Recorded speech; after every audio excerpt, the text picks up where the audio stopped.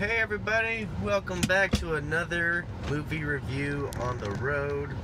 Brian here. I just got done with watching Tomb Raider, the new Tomb Raider movie starring Alicia Vikander as the title character, Lara Croft. Woo! Video game movies have not had a good reputation. They have pretty much all sucked. I mean, if you like them, great. I hear Mortal Kombat is kind of a guilty pleasure. Or, I mean, I think I even enjoyed a little bit of Prince of Persia, even though I know it's not like a great movie. Even Assassin's Creed, I know a couple of people that liked that. But yeah, I mean, these are like movies that people aren't talking about. You don't see these at award shows. You don't see these really anywhere except, you know, in discount movies. So, where does this one fall? Well, I actually enjoyed it. And on Rotten Tomatoes, it's at least right at the 50% mark.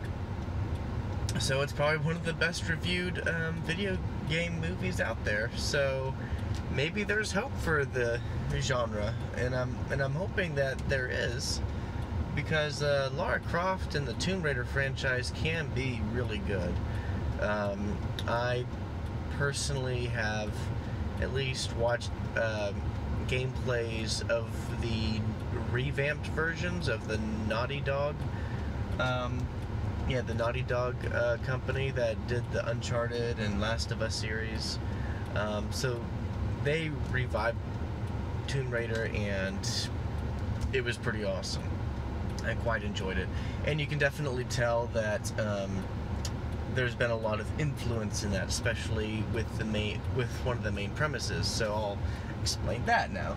Alicia Vikander's Lara Croft. She her dad disappeared like 7 years ago, and she refuses to accept the inheritance because, you know, she believes her father's alive and not really dead. So she decided, you know, to not do it. So she's kind of scrounging out for a living, but obviously finances are really tight, and so she decides to sign it. But before she signs it, she sees a puzzle that her father left her, and she goes ahead and solves it right away. And so before she leaves, she, you know, or she leaves right after she solves it, because it leads her into another deal, leads her to a secret room that her father made, which tells her that he was on a mission on an island in the Devil's Sea to keep a ghost in a tomb from rising from the dead and taking over the world, basically, with death.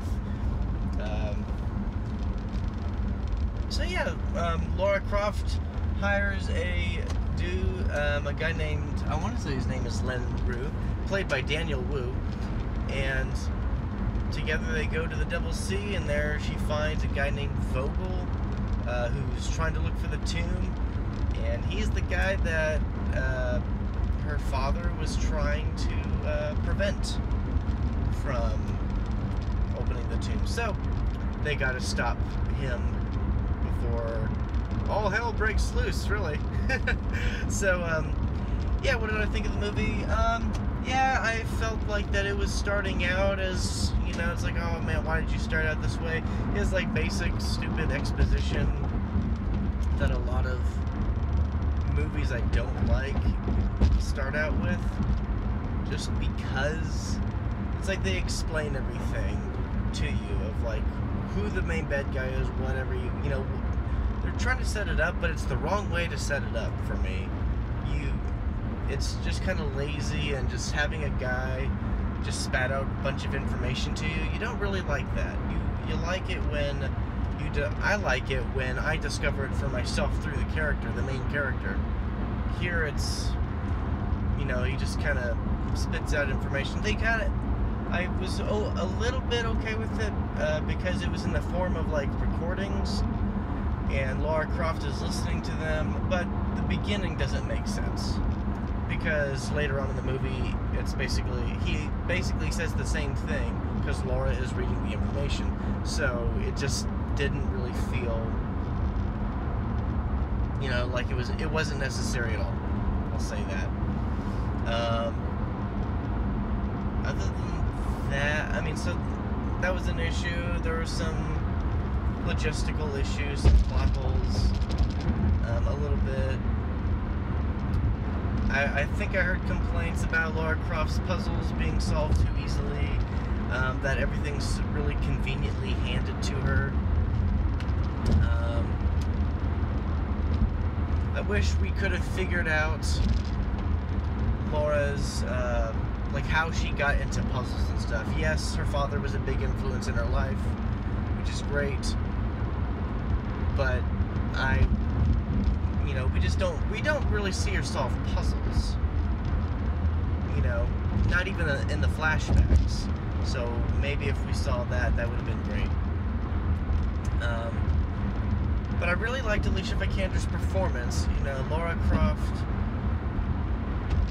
is, I think it's, women lead roles, done really well. She can take care of herself. She can defend herself, kill others if push comes to shove and her life is threatened. Looks out for others. Really loves her father. There's a lot of great things to look at, and she's very smart. The movie makes it very clear.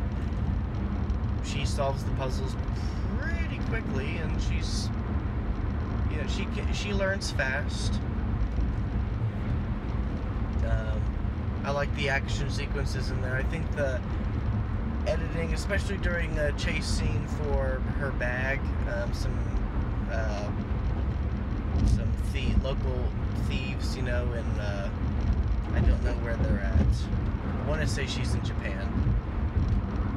But anyway, like, some guys steal her bag and she runs after them, and I didn't like the editing in that part. But yeah, a few action sequences where it was just a bit kind of rough. I prefer action sequences with long cuts. I think it probably would have matched the video game style as well, because in video games, unless it's a cut scene, they don't really cut to a different action takes when you are the character beating up a bad guy. I think that would have been a really cool thing to experiment with. They did have they did have a few like video game looking shots, so I'm not gonna blame it so much on that, but I think the editing style could have done a little more to maybe make the action sequences look more like you're immersed in it instead of just watching from my seat. I think all the other characters were pretty fun. I think the bad guy was okay. He's just a pawn for somebody higher. Now in the movie they do reveal who the big baddie is, and I kind of wish they didn't, because in the video games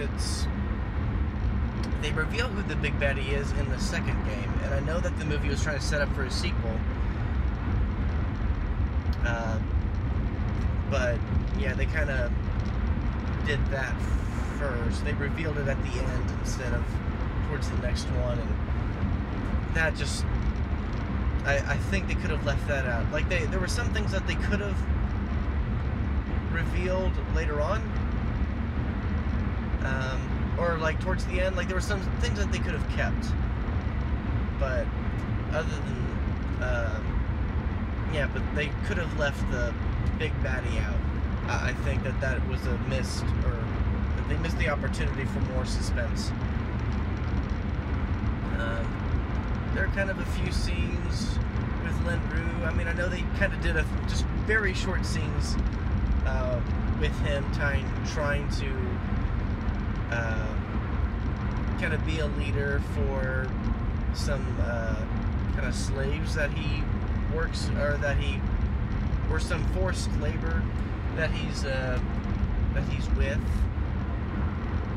But I think those scenes kind of slowed everything down. I wish that they gave him more to do, I would say, instead of just waiting on Laura to get out of the tomb.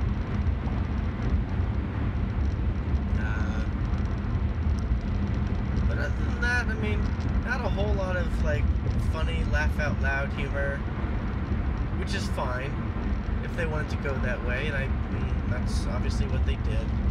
But even in Lord of the Rings, you know, they have a little few things to laugh at. Black Panther, great example. You know, their humor is definitely not the typical Marvel style, but they did have a bit of like humor akin to fantasy.